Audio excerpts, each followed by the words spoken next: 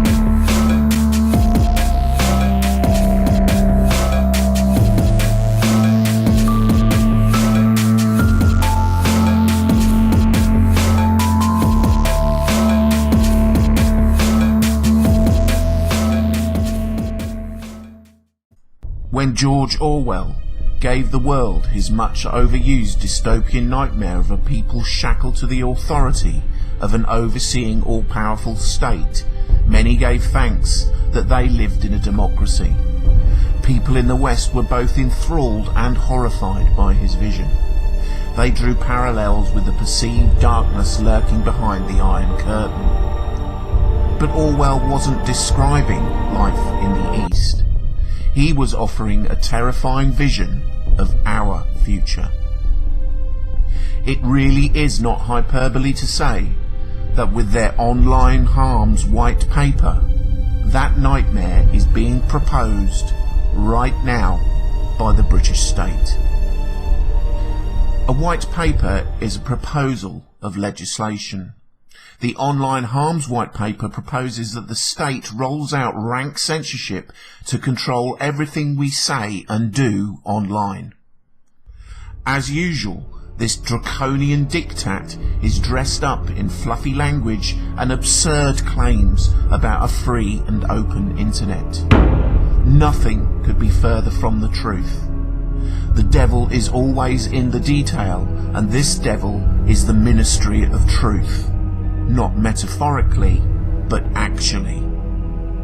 Firstly, let's accept what appears to be reasonable. The Online Harms White Paper does pretend to address some legitimate concerns.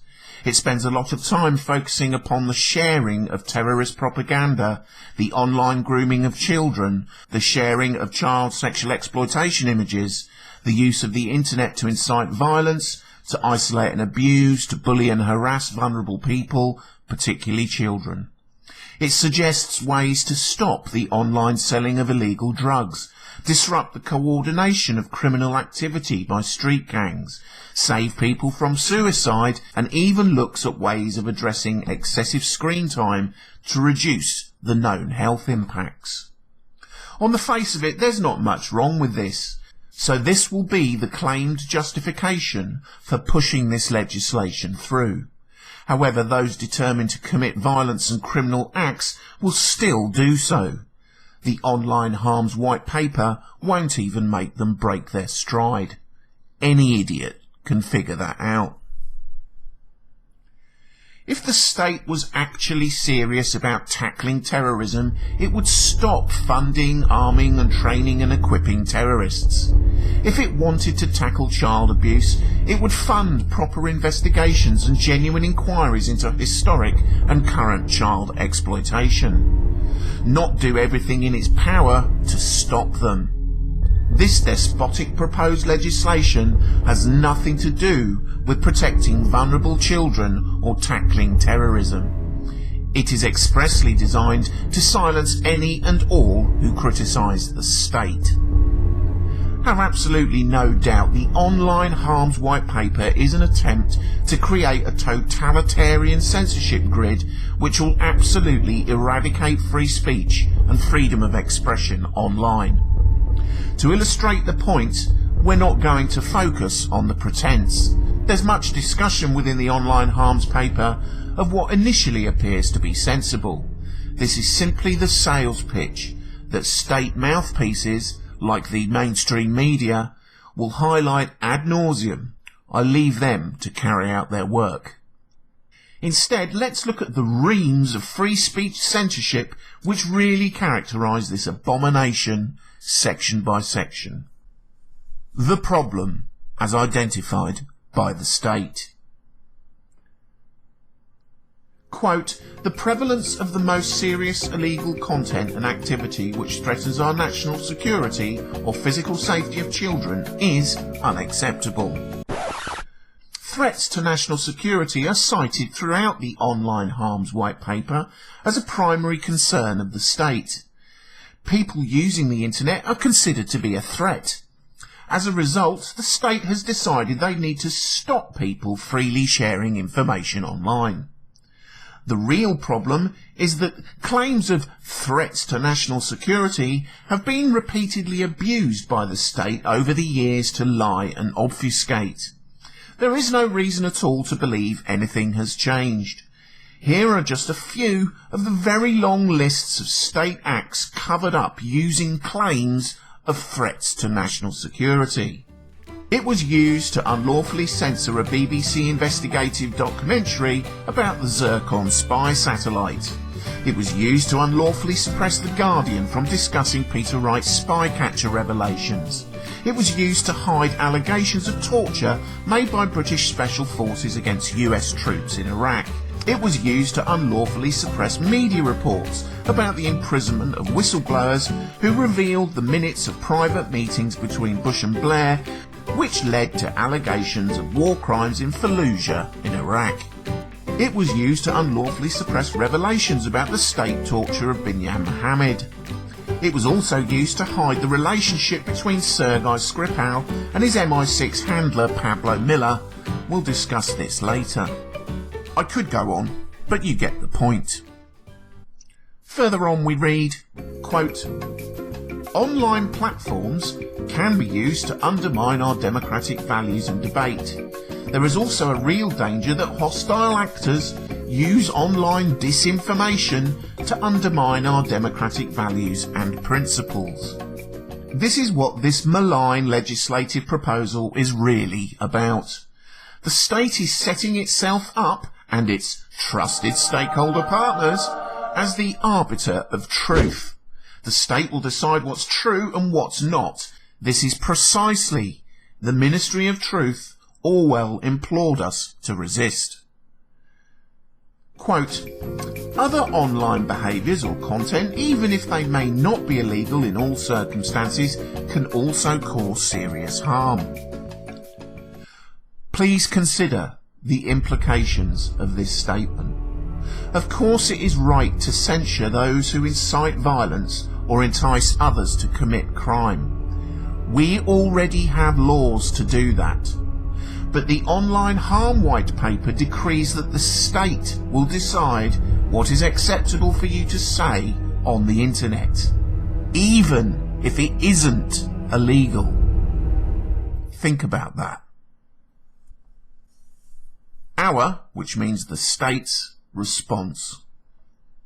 Quote, This white paper sets out a programme of action to tackle content or activity that harms or threatens our way of life in the UK, either by undermining national security or by undermining our shared rights, responsibilities and opportunities to foster integration. There is nothing in the Online Harms White Paper that defines what harm is. In 1859, John Stuart Mill drew a clear distinction between legitimate and illegitimate harm. This proposed legislation makes no such distinction. Harm is whatever the state says it is. Quote, international partners are also developing new regulatory approaches, end quote. Because this is a global initiative, there's no escape. Combined with the EU's internet censorship legislation, there's no doubt that freedom of speech in Europe will soon be over. Quote, established a regulatory framework that tackles this range of online harms, end quote. So it would be good to know what the definition of harm is. That isn't disclosed, so we have to question if it exists. Quote, our vision is for a free, open and secure internet. Freedom of expression online. End quote. If true, the best thing to do would be to rigorously enforce the existing incitement laws which stop people promoting unlawful acts. The spurious suggestion that this legislation doesn't destroy freedom of speech and expression takes hypocrisy to new levels. While shutting down freedom of speech and seizing control of the internet at the same time, undoubtedly in an attempt to distract attention away from this oppression, the British state was claiming on the world stage that it is the protector of press freedoms. A sickening irony. Thank you for coming along to this very important press launch on media freedom that we're going to host the first ever global ministerial summit on media freedom from the 10th to the 11th of July in London.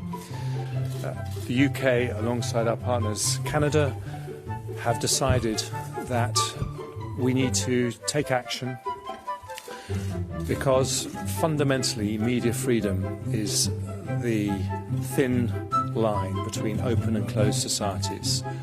When journalists are not able to question those in authority, hold them to account freely and with impunity, when they're not able to do that, then you start the slippery slope to the closed societies that none of us want to see.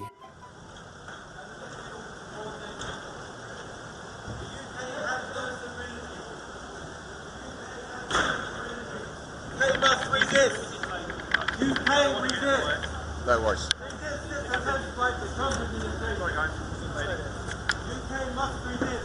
I am sure that the whole House will welcome the news this morning that the Metropolitan Police have arrested Julian Assange.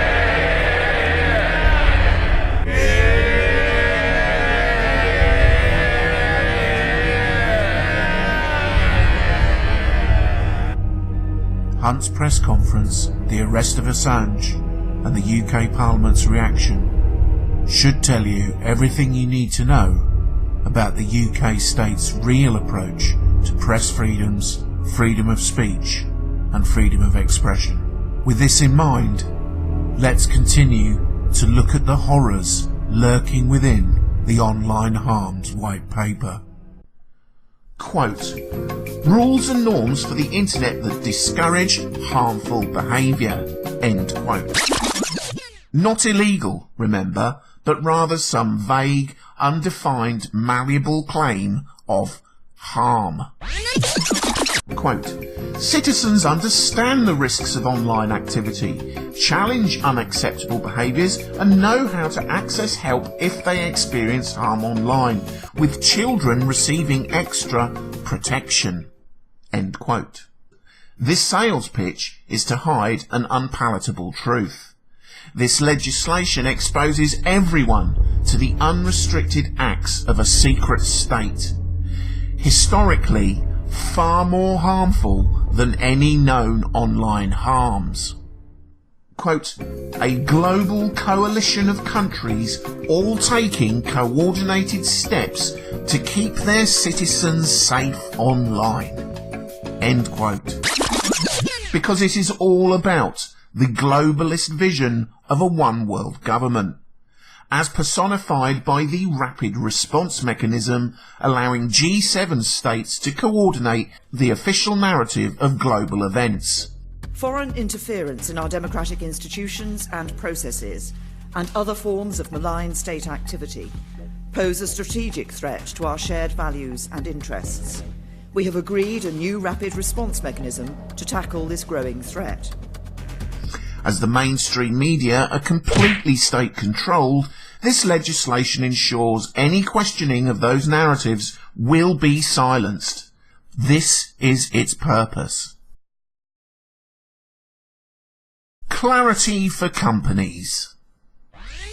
Quote, the new regulatory framework this white paper describes will set clear standards to help companies ensure safety of users while protecting freedom of expression, especially in the context of harmful content or activity that may not cross the criminal threshold but can be particularly damaging to children or other vulnerable users.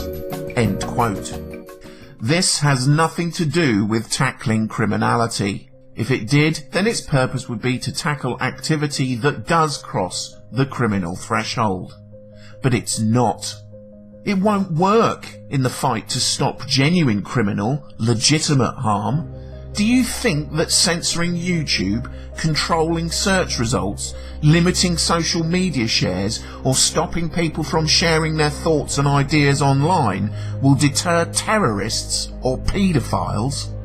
Will they just give up because they can't use Instagram? It is an absurd suggestion. The Online Harms White Paper does precisely jack to tackle any of these problems. It adds nothing of any value to all the existing laws. Perhaps if the police weren't chronically underfunded by the state, they could be more rigorous in enforcing the laws we already have. This legislation is not about protecting people. It is about removing your right to free speech. Don't be fooled into thinking otherwise. A new regulatory framework for online safety.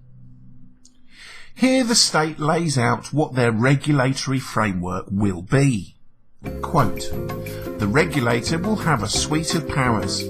This may include the powers to issue substantial fines and to impose liability on individual members of senior management. End quote. Enforcing these standards will only be affordable for the wealthiest platforms, further corralling internet users into a heavily restricted, state-controlled, safe space. Quote, reflecting the threat to national security, the government will have the power to direct the regulator in relation to codes of practice. End quote. Throughout the Online Harms White Paper, the state keeps banging on about the independent regulator. Another sales pitch. The state will completely control the regulator. Quote, to ensure that companies proactively report on both emerging and known harms. End quote. The creation of an online privatised corporate police state which will actively spy on everyone who uses the internet.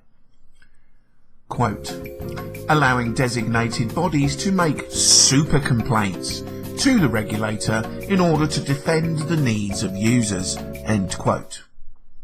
All are equal, but some chosen partners, private corporations, are more equal than others. The companies in scope of the regulatory framework. This section stipulates who will be affected by the censor grid and who is targeted for non-compliance. It outlines the breadth and scope of the proposed legislation and stipulates who the legislation will apply to and how that legislation will be applied to internet users. Quote, companies that allow users to share or discover user-generated content or interact with each other online. These services are offered by a very wide range of companies of all sizes, including social media platforms, file hosting sites, public discussion forums, messaging services, and search engines. We are consulting on definitions of private communication and what measures should apply to these services. End quote. In other words, the entire internet and everyone who uses it. Only the internet giants and the mainstream media will be able to afford the technological demands brought into being with the Online Harms White Paper.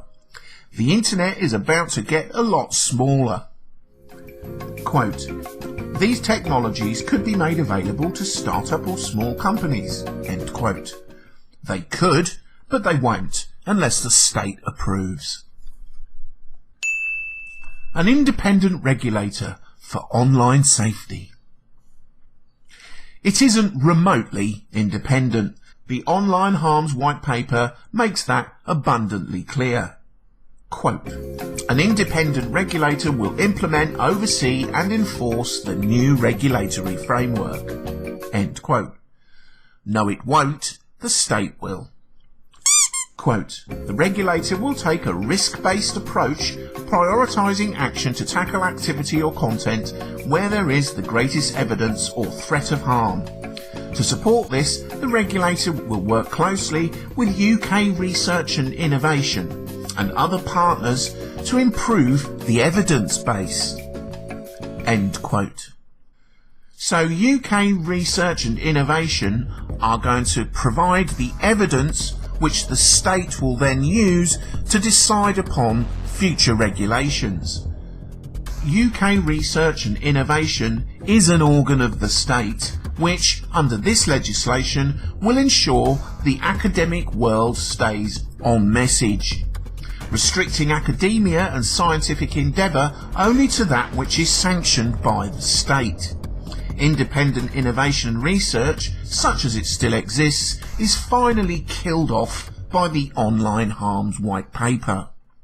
Quote, we are clear that the regulator will not be responsible for policing truth and accuracy online. End quote.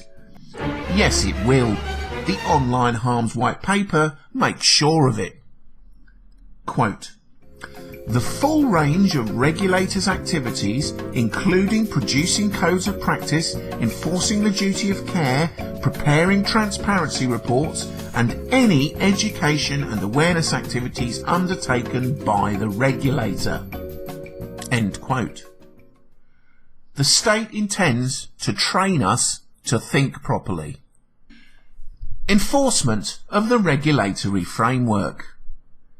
Here we see the impact of this censorship law.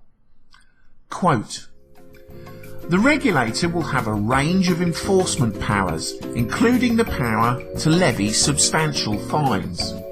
We are consulting on which enforcement powers the regulator should have at its disposal, particularly to ensure a level playing field between companies that have a legal presence in the UK and those which operate entirely from overseas. In particular, we are consulting on powers that would enable the regulator to disrupt the business activity of a non-compliant company, measures to impose liability on individual members of senior management, and measures to block non-compliant services. The new regulatory framework will increase the responsibility of online services in a way that is compatible with the EU's e-commerce directive. End quote. Working with their partners in the EU, because Brexit was just a charade, the Online Harms White Paper restricts internet services only to those authorised by the state. The state will crush all who do not comply. The internet is only for the state's chosen partners. Technology as part of the solution.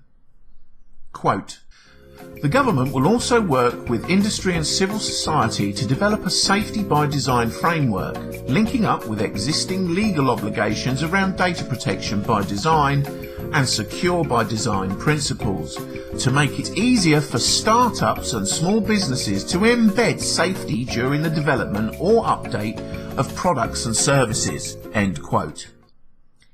The duplicity in this statement is staggering. The technological cost of implementing all this will rule out any small to medium scale startup businesses. The internet will become the sole province of wealthy corporations, which is another reason for the power grab. Empowering users. Quote, "The government will develop a new online media literacy strategy. This will be developed in broad consultation with stakeholders, including major digital broadcast and news media organisations, the education sector, researchers and civil society.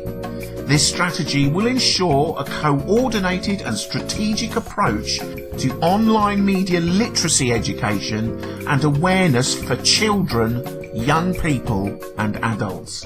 End quote. The children are going to be indoctrinated by the state to accept nothing but groupthink and only to believe newspeak. The challenge. Quote, "British citizens want to feel empowered to keep themselves and their children safe and secure online. Both the government and industry have a responsibility to ensure this is the case." End quote. British citizens are not clamouring to have the internet censored. The state's claim that British citizens want to feel empowered is based upon research carried out by the state.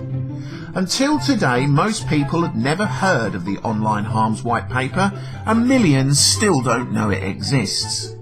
They will wake up one morning in a few months' time to discover that they can't use the internet like they used to.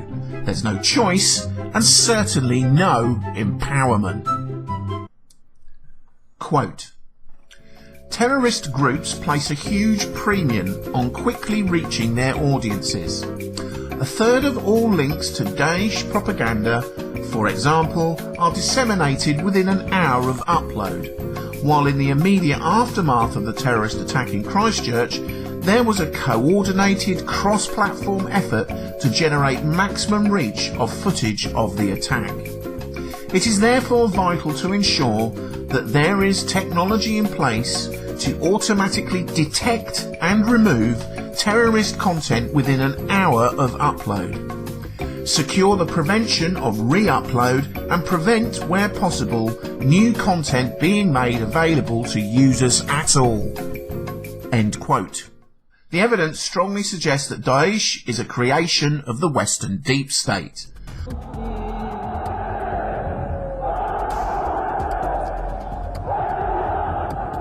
In the heart of Europe, thousands of Arab fighters. Zenica, 1995. They'd come to wage holy war in support of the Bosnian army. Their commanders had bigger plans. This is a memo that describes how we're going to take out 7 countries in 5 years, starting with Iraq and then Syria, Lebanon, Libya, Somalia, Sudan, and finishing off Iran. Qui sont mes amis, m'ont avoué, en me sollicitant, qu'il se préparait quelque chose en Syrie. C'était en Angleterre et pas en Amérique. L'Angleterre préparait l'invasion des rebelles en Syrie. Et on m'a même demandé à moi, sous le prétexte j'étais à Syrie. In 2012, your agency was saying, quote, "The Salafists, the Muslim Brotherhood and Al-Qaeda in Iraq are the major forces driving the insurgency in Syria." Mm-hmm. In 2012, the US was helping coordinate arms transfers to those same groups. You are basically saying that even in government at the time, you knew those groups were around, you saw this analysis, Sure. and you were arguing against it, but who wasn't listening? I think the administration. The administration turned a blind eye to your analysis. I don't know if they turned a blind eye. I think it was a decision. I think it was a willful decision. A willful decision to go support an insurgency that had Salafists, Al-Qaeda, Well, and the a Muslim willful Brotherhood. decision to do what they're doing. The problem the state is using to justify its dictatorship was almost certainly created by the state. The upload filters are going to be prohibitively expensive to all but global corporations. The Online Harms White Paper dovetails neatly with the EU's Copyright Directive, which imposes the same requirements. This may explain the possible vote rigging which enabled the EU's directive to pass. Threats to our way of life. The state is assuming authority to define what our way of life is, without consultation or discussion. This is all very confusing, because we are commonly told in the wake of terrible terrorist attacks that our way of life will never be defeated. The terrorists will never win, and our values, our country and our way of life will always prevail.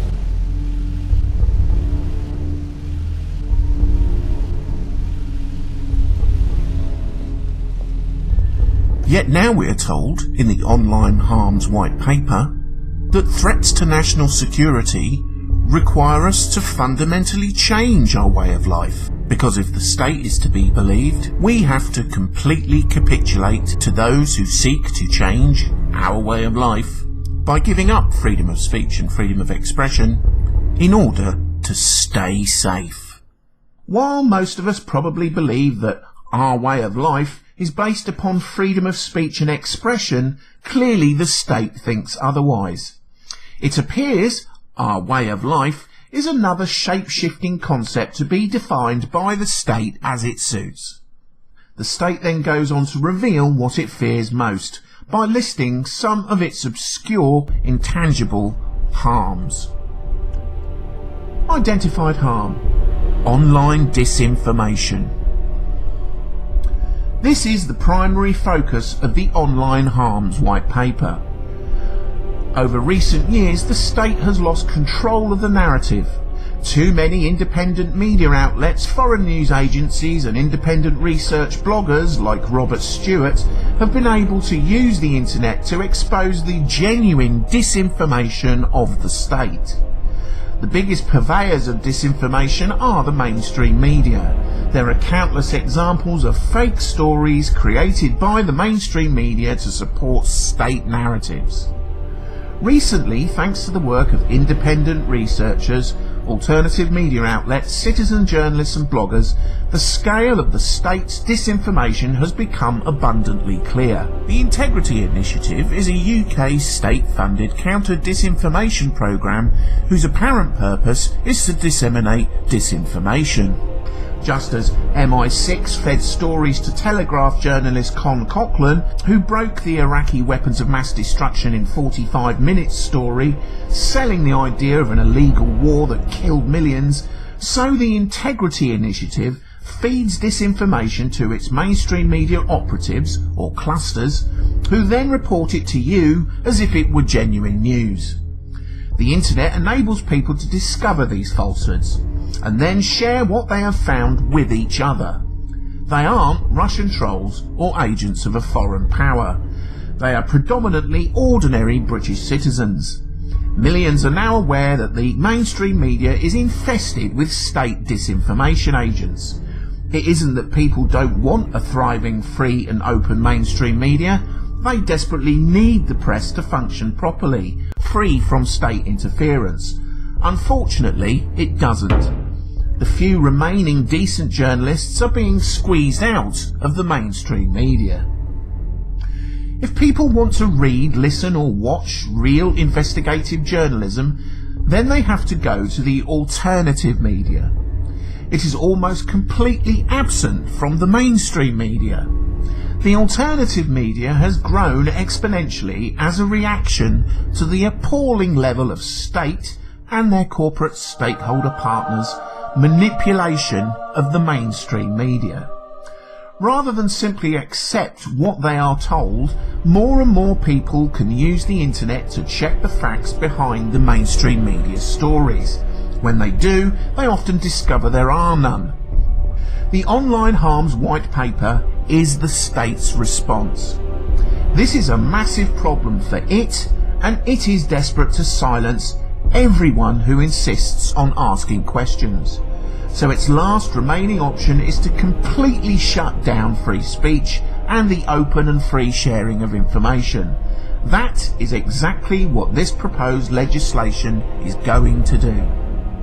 The mainstream media has also suffered massively as a result. People see that they are little more than state propagandists and have stopped buying their pap.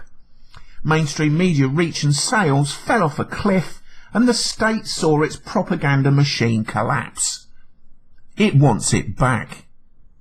Quote, "The UK's reputation and influence across the globe is founded upon our values and principles.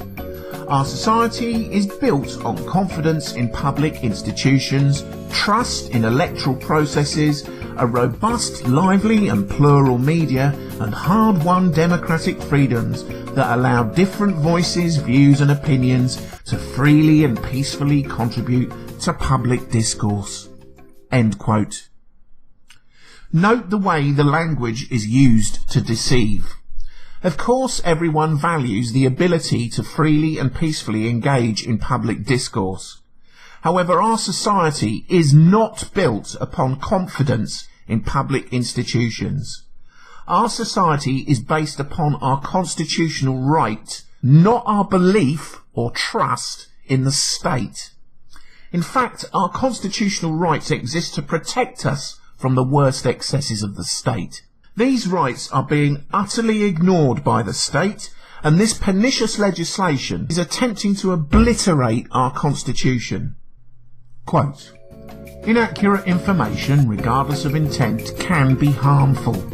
For example, the spread of inaccurate anti-vaccination messages online poses a risk to public health. The government is particularly worried about disinformation, information which is created or disseminated with deliberate intent to mislead.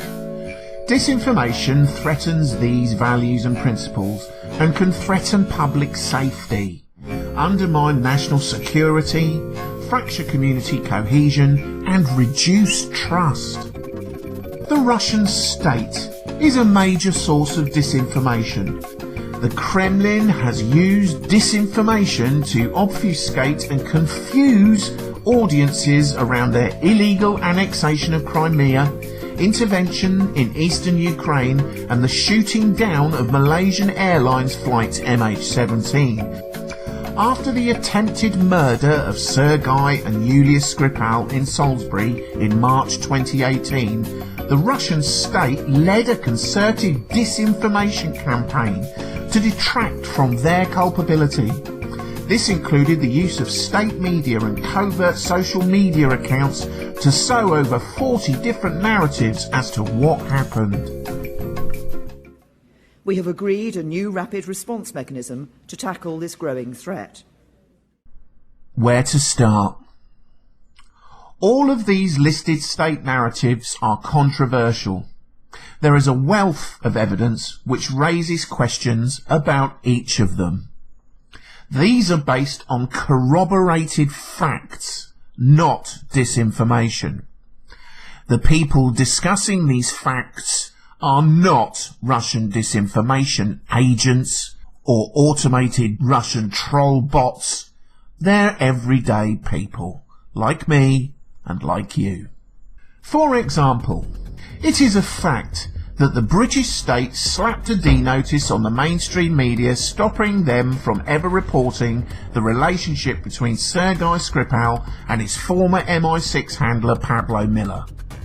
It is a fact that Pablo Miller worked with Orbis Business Intelligence, a private intelligence outfit run by Christopher Steele. It is a fact that Christopher Steele wrote the infamous Trump Golden Showers dossier, alleging the Trump campaign's collusion with the Russian state.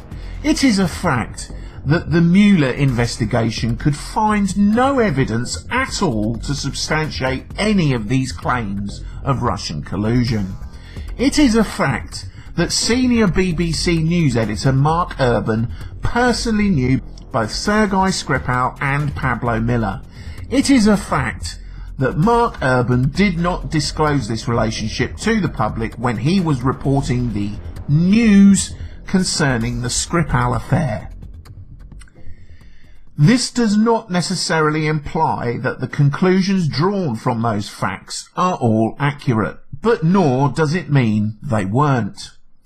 Many will have probably jumped to the wrong conclusions, but many won't.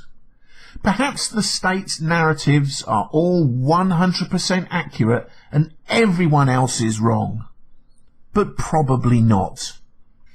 It is in the public interest to know about these facts. It is also reasonable to question why the state wanted to hide the facts about the Skripal affair. The state was able to silence the mainstream media from reporting any of these facts because the mainstream media is state-controlled in the UK. The state was not able to stop independent journalists and British citizens from reporting or discussing these facts. The Online Harms White Paper has been proposed to give the state absolute authority over all information and stop the reporting of facts they don't want you to know about. Any claim by the state that they support a free and independent media is preposterous. We already have a growing independent media, rapidly expanding because of the internet. They do report on things like Sergei Skripal's relationship network. They do hold the state to account and do ask uncomfortable questions of those in power. The state is doing everything it can to shut down the free and independent media and return control into the hands of its compliant, corporate-owned mainstream media outlets. In a free and open democracy, which we are told we live in, the people have the right to ask questions of the state. If not, then the state is by definition a dictatorship. The Online Harms White Paper is designed to stop people asking questions and exploring evidence.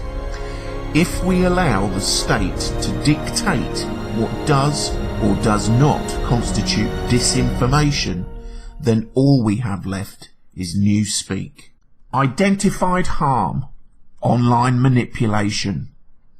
This spells out in no uncertain terms the state's intention to silence all criticism. Quote, "The tolerance of conflicting views and ideas are core facets of our democracy. However, these are inherently vulnerable to the efforts of a few to manipulate and confuse the information environments for nefarious purposes, including undermining trust. The distinction between legitimate influence and illegitimate manipulation is not new. We believe the government should make sure that there are similar boundaries between legitimate and illegitimate practices online." End quote. That the state is referencing the harm principle established by Mill is a travesty. Mill was clear that there was a clear distinction between causing offence, saying something other people don't like, and actively inciting people to cause real physical harm. This legislation is a 180-degree inversion of Mill's harm principle. Hate speech legislation is just one example of how the state has persistently sought to introduce the idea that being offended, which is completely subjective, is an acceptable basis to silence critics in law. The state is telling you that you must trust everything it says.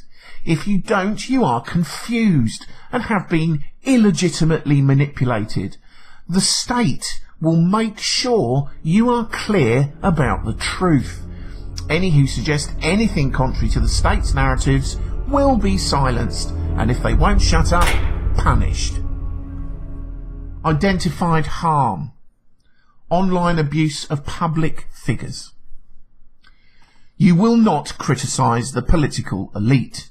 The wrong questions will constitute abuse.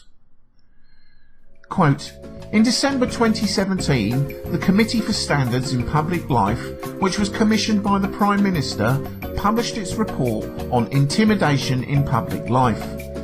The consultation sought views on a range of ideas, including establishing a new offence of intimidation." End quote.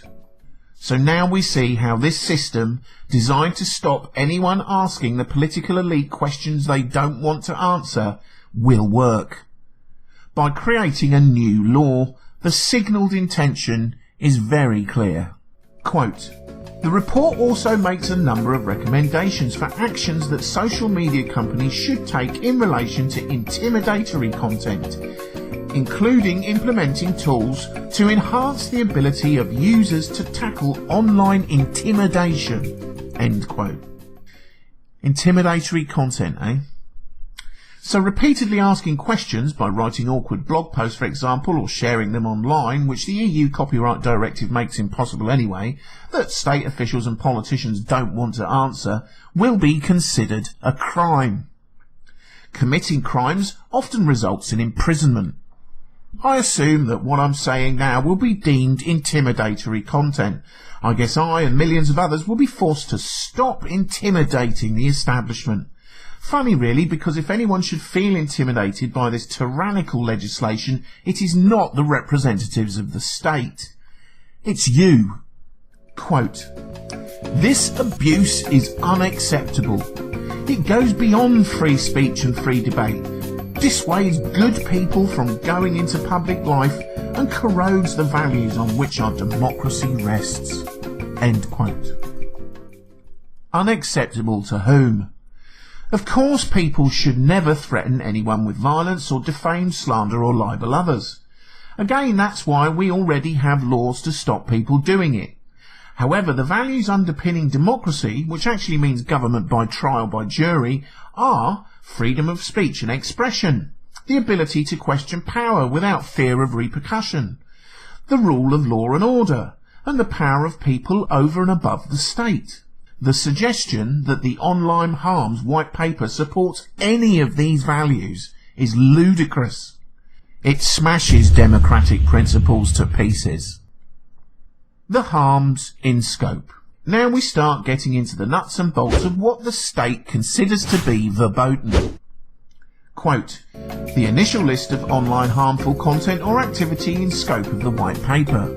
This list is by design neither exhaustive nor fixed. A static list would prevent swift regulatory action to address new forms of online harm, new technologies, content and new online activities. Just be aware that this is only the initial list. The state can decide to add whatever it likes at any time in the future." So now we see what the state considers to be harmful content. Quote, "Extremist content and activity, coercive behaviour, intimidation, disinformation." End quote. None of these terms are defined. It is all open to interpretation by the state. Extremist content can mean anything the state disagrees with or wishes to be silenced. We have laws to stop incitement, so coercive behaviour doesn't mean the common law crime of incitement. It means something else, which the state will determine as and when required. Stronger regulation of personal data.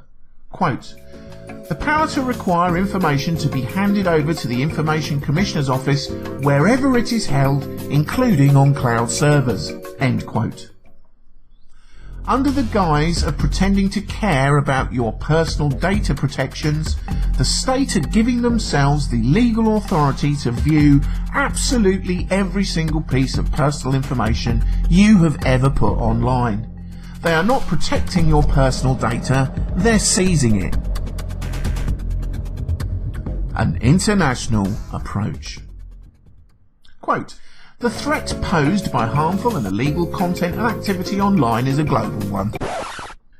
Because global problems prompt global reactions requiring global solutions. Note that this unspecified concept of harm is considered just as much of a threat to the state as illegal activity." What does the state consider to be an extremist view? What are some of the subjects we aren't allowed to discuss online? And why might the state consider discussing those to be harmful?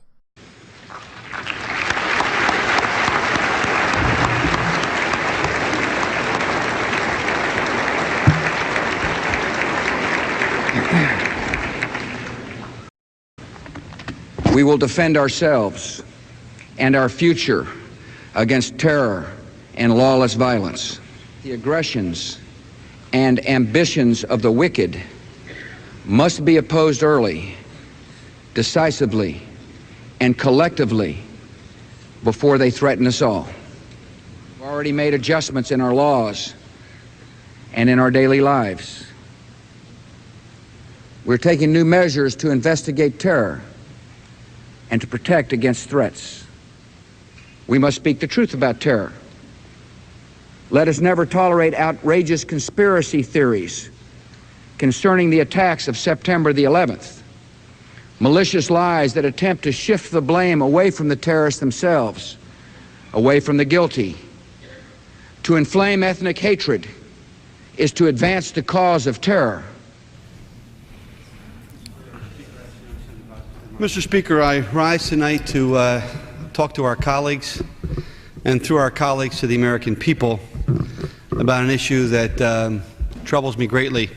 What troubles me is that I now have learned in the last 4 months that one of the tasks that was being done in 1999 and 2000 was a top-secret program organized at the request of the Chairman of the Joint Chiefs of Staff, a very elite unit focusing on information regarding al-Qaeda. It was a military planning effort to allow us to identify the key cells of al-Qaeda around the world. That secret program called Able Danger actually identified the Brooklyn cell of al-Qaeda in January and February of 2000, over 1 year before 9/11 ever happened. That not only did we identify the Brooklyn cell of al-Qaeda, but we identified Muhammad Atta as one of the members of that Brooklyn cell, along with 3 other terrorists who committed the leadership of the 9/11 attack. I've also learned, Mr. Speaker, that in September of 2000, again over 1 year before 9/11, that Able Danger team attempted on 3 separate occasions to provide information to the FBI about the Brooklyn cell of al-Qaeda. And on 3 separate occasions, they were denied by lawyers in the previous administration to transfer that information. Unfortunately, Mr. Speaker, I have to rise tonight to tell you that as bad as this story is, and as bad as it is that the data wasn't transferred to the FBI, and as bad as it is that the 9/11 Commission totally ignored this entire story, not because the commissioners ignored it, but because someone at the staff level on the 9/11 Commission staff decided for whatever reason that they did not want to pursue the Able Danger story. Leaders in the Defense Intelligence Agency, including the Deputy Director, have decided they don't want the story told. They have gagged the military officers. They have prevented them from talking to any member of Congress. They have prevented them from talking to the media. Why, Mr. Speaker? Because Lieutenant Colonel Schaefer, like Commander Scott Philpott of the Navy, like J.D. Smith, and like a host of other Able Danger employees, has told the truth. Mr. Speaker, this is outrageous. Mr. Speaker, this is not America. Mr. Speaker, I took 3 delegations to Libya to meet with Gaddafi and told him that we are absolutely outraged at what Libya did in helping complete the Lockerbie bombing and the bombing of the Berlin nightclub. You know, Mr. Speaker, I never thought I'd have to take the floor of this chamber and make the same statements about the Defense Intelligence Agency. Mr. Speaker, there's something desperately wrong here. There is a bureaucracy in the Defense Intelligence Agency out of control. We're talking about the deaths of 3,000 Americans. We're talking about Muhammad Atta and 3 of the terrorists that attacked us on 9/11. Mr. Speaker, we're talking about military intelligence officers, including an Annapolis graduate, who will command one of our destroyers in January of '06, who risked his entire career to state on the record, "I will swear until I die that I saw Muhammad Atta's face every day starting in January of 00, a year and a half before 9/11. Mr. Speaker, this is not some third-rate burglary cover-up. This is not some Watergate incident. This is an attempt to prevent the American people from knowing the facts about how we could have prevented 9/11, and people are covering it up today. What do we stand for, Mr. Speaker, if not the truth? Is it more important that we be politically correct? Is it more important that I not rock the boat because my party's in the White House, because I campaigned for Bush, because I support Don Rumsfeld? Is that more important, Mr. Speaker, that I don't want to be here? I'll leave. I'll leave my post. Mr. Speaker, bad news never comes easy. But in a democracy, the bad news has to come out so we can make sure it doesn't happen again. Mr. Speaker, there's something here. I'm not a conspiracy theorist, but there's something desperately wrong, Mr. Speaker. There's something outrageous at work here. This involved what is right now the covering up of information that led to the deaths of 3,000 people, changed the course of history, led to the invasion of Iraq and Afghanistan, and has disrupted our country, our economy, and people's lives.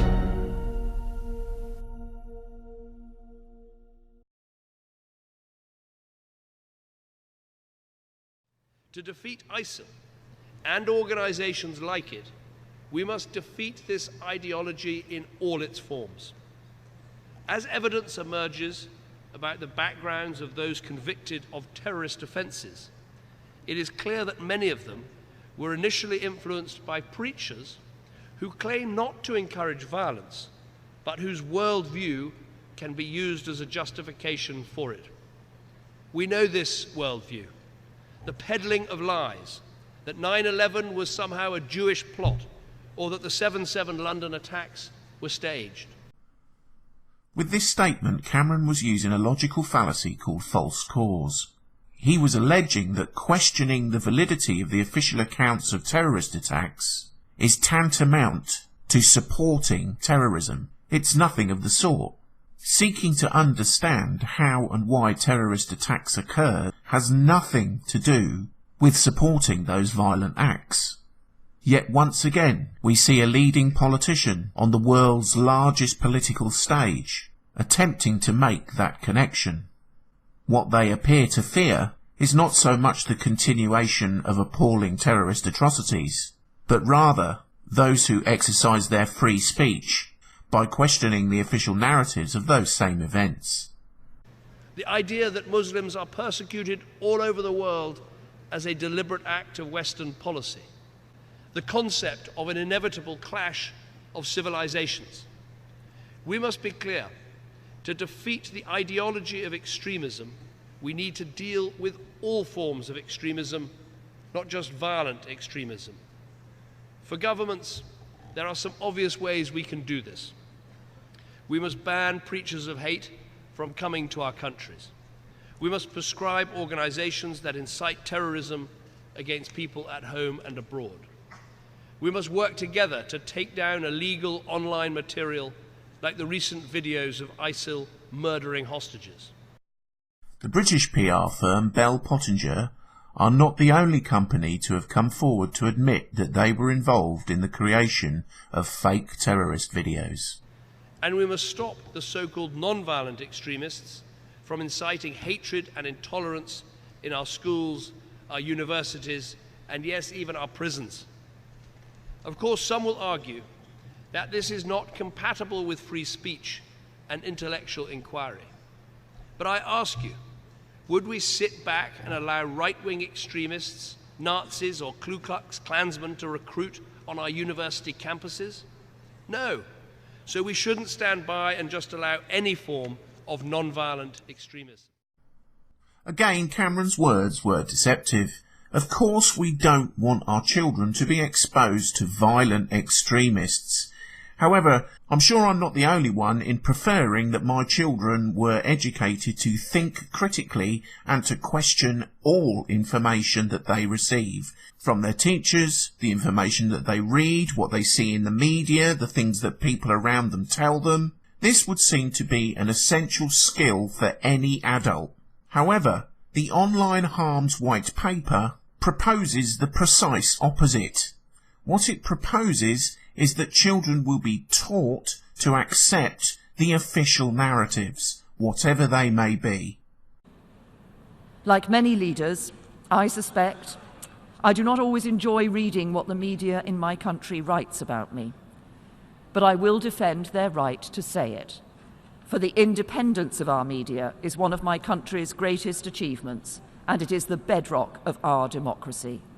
So too will I defend objectivity and impartiality in the face of those who treat truth as just another opinion to be manipulated. This challenge has only become more complex with the rise in social media and online information. That is why we agreed at the G7 summit in June to step up our efforts to respond to disinformation, and why, together with our partners and with tech companies, we are leading efforts to reclaim the internet from terrorists and others who would do us harm, and others who would do us harm, and others who would do us harm. We're all prone to exaggeration and overreaction at times. I'm no exception. There is a consultation period, and my hope is that all those who view this video will highlight the truly tyrannical nature of the Online Harms White Paper to their MP and implore them vote against its passage into law. But honestly, the prospects aren't good. This legislative proposal is dictatorial. There is no other legitimate way of viewing it. The majority of mainstream media sales copy will tell you that the Online Harms White Paper's proposal is vital to combat the scourge of fake news. It will try to convince you that as an independent sovereign human being, you are incapable of telling the difference between fact and fiction. Therefore, the state must do it for you.